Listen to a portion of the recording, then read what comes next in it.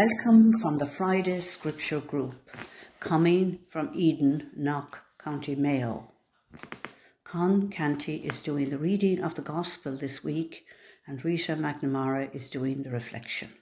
A reading from the Holy Gospel according to John. Jesus went off to the other side of the Sea of Galilee, or of Tiberias, and a large crowd followed him, impressed by the signs he gave by curing the sick.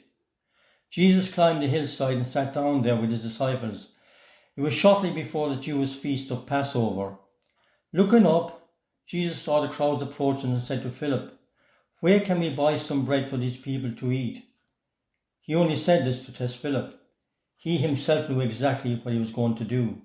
Philip answered, 200 denarii would only buy enough to give them a small piece each. One of his disciples, Andrew, Simon Peter's brother, said, "There's a small boy here with 5 barley loaves and 2 fish. But what is that between so many?" Jesus said to them, "Make the people sit down." There was plenty of grass there, and as many as 5,000 people sat down. Then Jesus took the loaves, gave thanks, and gave them out to all who were sitting ready. He then did the same with the fish, giving out as much as was wanted. When they had eaten enough, he said to the disciples, "Pick up the pieces left over, so that nothing gets wasted." So they picked them up, filled 12 hampers with scraps left over from the meal of 5 barley loaves. The people, seeing this sign they had given, said, "This really is the prophet who is to come into the world." Jesus, who could see they were about to come and take him by force and make him king, escaped back to the hills by himself. The Gospel of the Lord. Reflection on the Gospel of John, chapter 6, verse 1 to 15.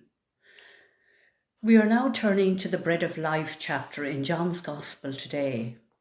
Here we find many overtones of Eucharistic symbolism as Jesus, having given thanks, distributes the food to the crowds himself. Jesus asked the disciples, "Where are we going to buy bread for these people to eat?" Andrew does not have the full answer yet, but he is on the right track as he notices the young boy with the loaves and fish. We might recall the teachers or leaders who fed us, some who asked just the right question at the right time in our lives and waited patiently for us to discover the answer for ourselves. They may have led us on a journey we did not dream possible. Or perhaps we were the ones asking the question, a question we thought was insignificant, but that planted many seeds in another's heart. With these gifts and seeds and loaves and fishes, God can do great things. After this sign, the people want to crown Jesus as king. But Jesus is not that sort of king. He has come to serve the people. He withdraws to the mountain to pray. He puts his relationship with God and the mission over any earthly kingdom.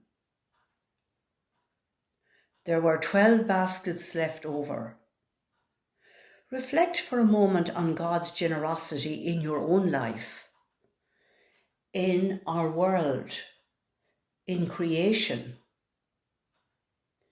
An attitude of gratitude brings many blessings. It reduces stress, lowers blood pressure, and brings a reduction in negative thoughts. Maybe for the coming week, write down what you are grateful for. Give thanks to God for the blessings in your life. Finally, recall those teachers or leaders who have fed you in your life. Perhaps, like Jesus, they asked the right question at just the right time. What happened next? What nourishment came? Continue your journey.